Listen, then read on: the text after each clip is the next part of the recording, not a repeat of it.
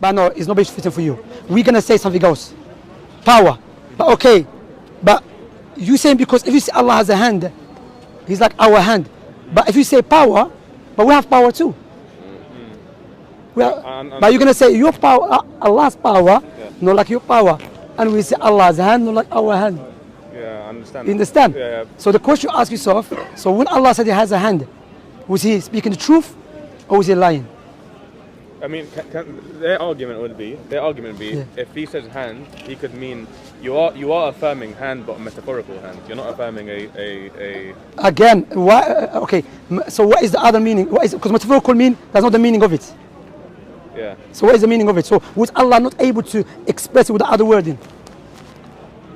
I mean, yeah, that's a good point. Yeah. I mean, So Ibn Taymiyyah mentioned a powerful point against this Jahmiyyah, who tried to correct Allah. He said, okay, so Allah was not able to express. So Allah confused us now, because of confusion according to them, but there's no confusion at all. Them because of what? Because of the reason of Greek philosophy. Because the Greek philosophy, the 10 points of Aristotle, that if you say the amount and the kayfiyya and the had and all of that, this apply to creation. Okay, if something moves, it has to have a body. All of this is from Aristotle. That's why Maturidis, Ash'aris, Jahmiyyah, followers of Aristotle. They're not going to say that to you, of course. But they're not from the Prophet and messengers. When the Prophet Muhammad ﷺ was reciting this ayah, the Sahaba, remember we were talking about Akhi Isa here. We're talking about the most important thing, knowing about Allah subhanahu wa ta'ala. When Allah mentioned this attribute about Himself, for us to know about Him, okay? However, Allah did it in a way cause confusion according to them. But we say no. You see, also, let me ask you, what is the origin of the language? Is it metaphorical or is it the apparent meaning? The origin of any language is the apparent meaning. The apparent meaning. Yeah. If I say Isa, I'm going home. What are you going to understand? I'm going home. Yeah. You see, and that's why. So now, when you say it's metaphorical, we say to you, okay, where do you get that from? Prophet never says metaphorical. Abu Bakr never says metaphorical. You know. Would there be anything? Would you say there's anything in the Quran that could be classed as metaphorical? Some scholars mentioned there is some metaphorical, but not in ghaibiyat. When Allah, but me, I'm an opinion of there is no metaphorical in the Quran at all. At all. None at all. You know, not at all. Because metaphorical mean, like for example, if I said to you, Isa, you're a lion. They say he's not really a lion. Ibn Taymiyyah said, okay, you saying that the only name lion was used is for the animal. Show me where the Arab came all together, and they said the only time we use a lion for, in reality, is for the animal. Where do you get that from? You can't do that. So you're making up. So it's not metaphorical when the Arab, they say this man is an asset. What it means? It means that it's not metaphorical. It's a powerful man, strong man. It applies for a man, animal too. You understand? So people who believe that Allah's like the hand, for example, is metaphorical, would you say they fall outside of Islamic? No, I'm not going to make takfir on them, but I say they are misguided. They are misguided. Why? Because they try to. It depends. Like for example, Jahmiyyah are kuffar, it's believers. But Ash'aris, Maturidis, scholars don't make takfir on them because they have this. If the hujjah be established upon him, and he still insists, this man is going against the book of Allah subhanahu wa ta'ala and against the way of the Salaf. You know. But the point here is that we go back to is in the Quran when Allah said He has a hand the way of His Majesty, and He said doesn't mean that. So was Allah speaking the truth when He said He has a hand?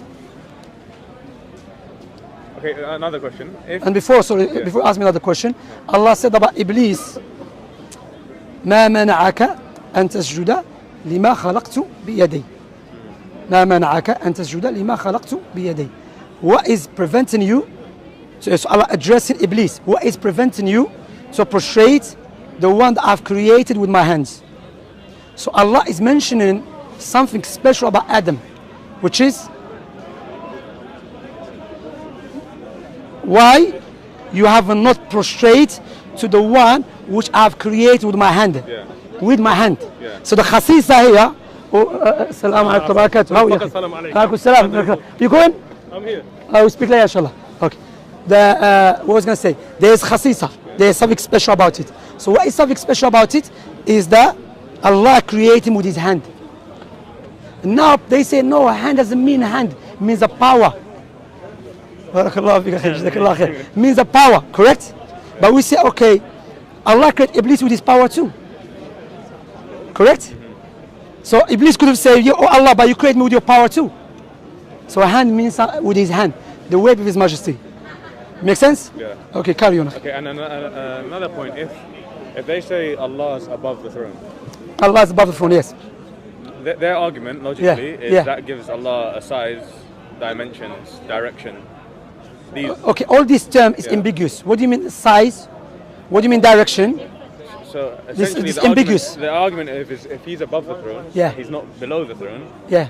The size of Allah does not reach below the throne, so it puts him above the throne. Okay. So his size is fit to the space above the throne. Okay, so it's not inside the throne. Okay, watch this. Yeah, the book is above the cup. Which one is bigger, the book or the cup?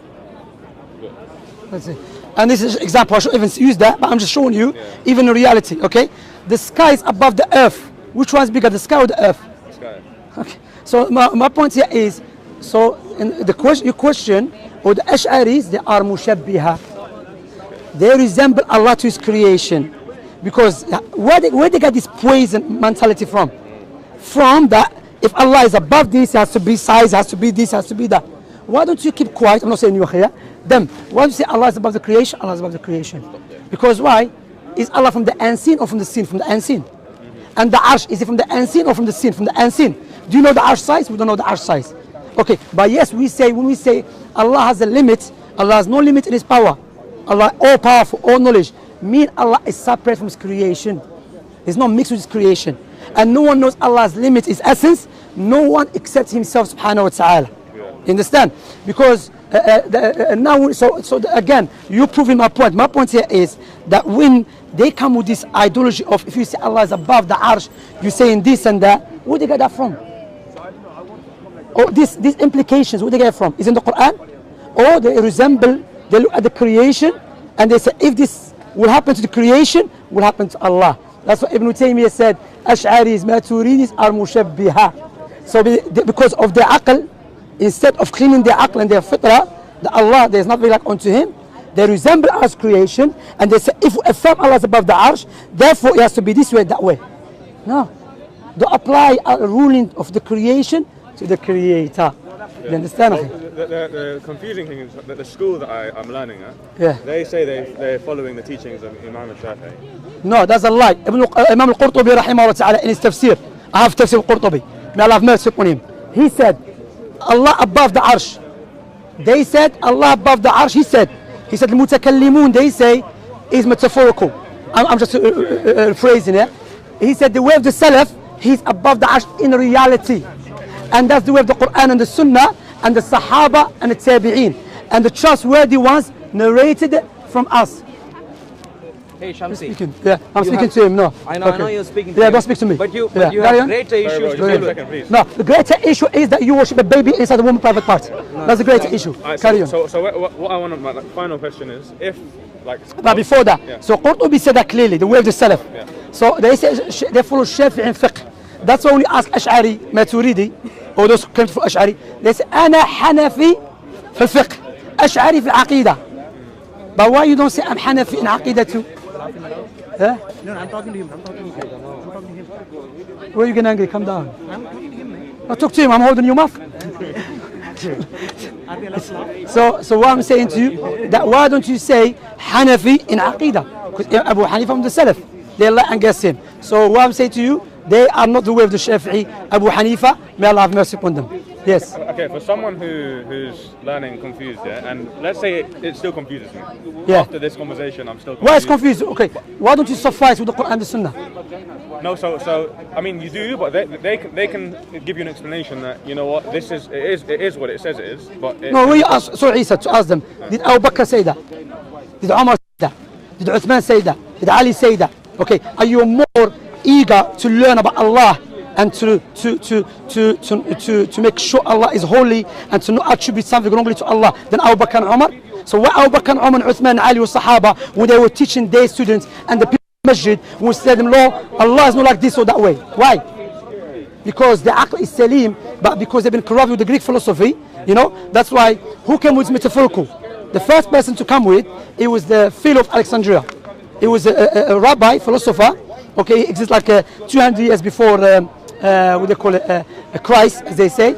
And he studied Greek philosophy, and he saw that Greek philosophy crushed with the Torah, the apparent meaning of the Torah about God. So he started explaining the Torah in a different way, you understand, about God. So there's not from the Quran and the Sunnah.